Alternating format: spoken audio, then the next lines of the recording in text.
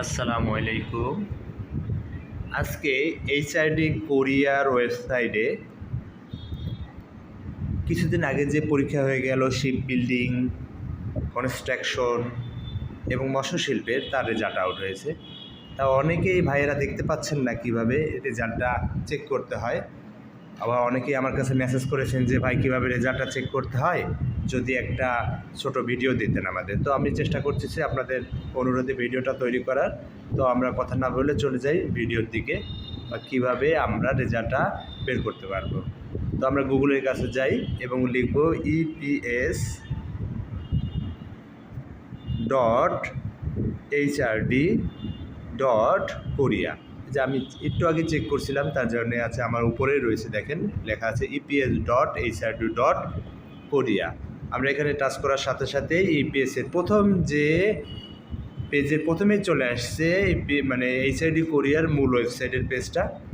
আমরা ক্লিক করলাম, ক্লিক করার পরে দেখেন যে এইচআরডি কোরিয়ার ওয়েবসাইটের মূল পেজটাই চলে আসছে। তো আমরা এইখান থেকে এই যে সি এক্সাম রেজাল্টে ক্লিক করব। দেখেন এই যে সুন্দর করে লেখা আছে মাঝ বরাবর, এই যে সি এক্সাম রেজাল্টে আমরা ক্লিক করি। সি এক্সাম রেজাল্ট থেকে ক্লিক করে উপরে দেখেন ক্যান্ডিডেট ফর স্কিল টেস্ট, বাম সাইডে একেবারে বাম সাইডে দেখেন ক্যান্ডিডেট ফর স্কিল টেস্ট, এটা আমরা ক্লিক করব। ক্লিক করার পরে দেখেন এখানে সুন্দরভাবে এই যে বাংলাদেশের ফার্স্ট টেস্ট অফ এই যে এটা দেওয়া আছে, এই যে রেজাল্টটা দিছে কোরিয়া জেনারেল অ্যানাউন্সমেন্ট। হ্যাঁ, এই যে জেনারেল সিবিটি 24/4/15 তারিখে পাবলিশ হয়েছে।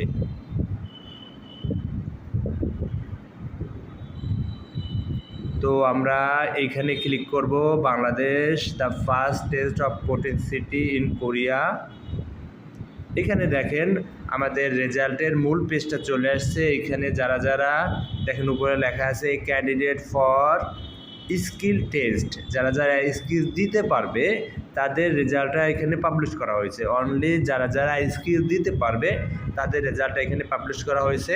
এই যে বাম সাইডে দেখেন এইখানে রোল নাম্বারটা এবং বা আপনাদের যে সিরিয়াল নাম্বারটা দেওয়া হয়েছে, ওই সিরিয়াল নাম্বারটা আমরা একটা দেওয়ার জন্য আমরা একটা মানে দেখার জন্য আমরা একটা চেক করে দেখি। একটা রোল নাম্বার দেখেন আমরা দিছি, এই যে 50-400, এই যে 777-এর যে একটা রোল নাম্বার আমাদের কাছে আছে, এটা আমরা দিলাম। দেওয়ার পরে এই পাশে দেখেন সার্চ বাটন আছে, সার্চ বাটনে ক্লিক করব। দেখেন রেজাল্টটা চলে আসছে।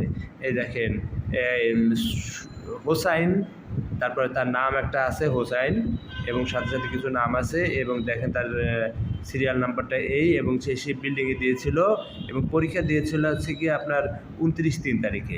এবং যেহেতু তার রেজাল্টটা আসছে, সে স্কিলের জন্যে সে স্কিলে পাশ করলো আর কি, স্কিল দিতে পারবে সে আর কি। তো মনে হয় সবাই বুঝতে পারছেন।